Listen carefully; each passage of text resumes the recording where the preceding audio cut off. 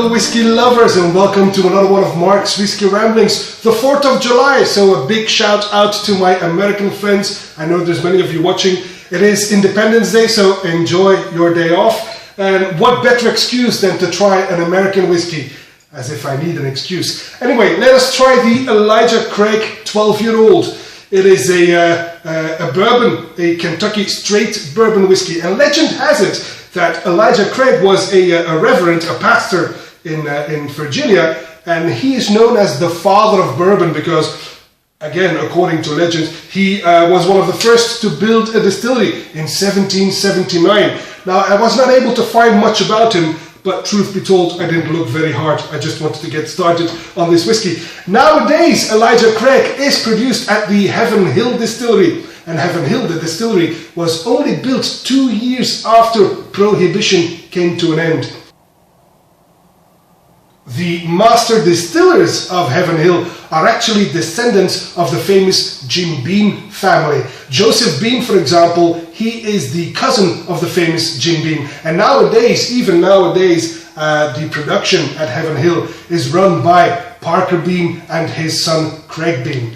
Now, of course, Heaven Hill has many famous brands. They have a huge range. There is the Heaven Hill bourbon, but there's also the Old Fitzgerald. There is the Evan Williams Parker's Heritage Collection, Bernheim Original, and of course, this Elijah Craig.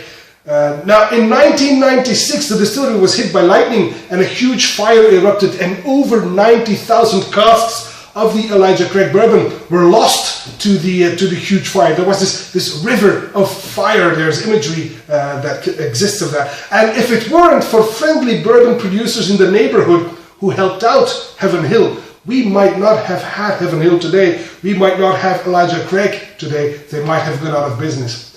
But they were helped by friendly neighbors who helped them with production and provided them with stock so they could keep on producing afterwards. Now, a few years later, they bought the Bernheim Original Distillery in Louisville, Kentucky, and since then, they started producing their own whiskies again. The most famous of their brands, or one of the most famous, is probably this Elijah Craig 12-year-old, which is actually exceptionally old for a bourbon, because usually bourbon spends much less time in a cask. This one spent 12 years. It is bottled at 94 proof, I should say, and that translates into 47% ABV. Right, here we go. So, Elijah Craig 12-year-old with a beautiful bronze color, very dark indeed. Links to the glass, you know how much I like that, because that means it will have a high viscosity, a good body. Let's find out on the nose.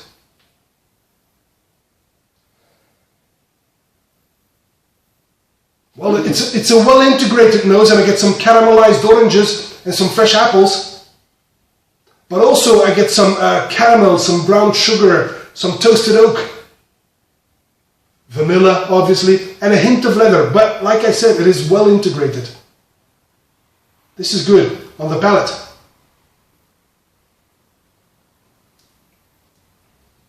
Yes, it does indeed have a good body, and it's quite spicy. A lot of spices from the oak in there. Clearly an oakiness, but black pepper, cinnamon. This is good. It's pleasantly sweet as well. Again, I get some fruity notes, some toasted oak to give it some depth, some butterscotch in there. Good. This is mouth coating. This is creamy. This is very outspoken on the finish.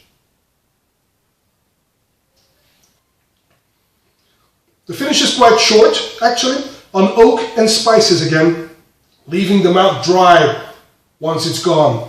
But it lingers, but not very long.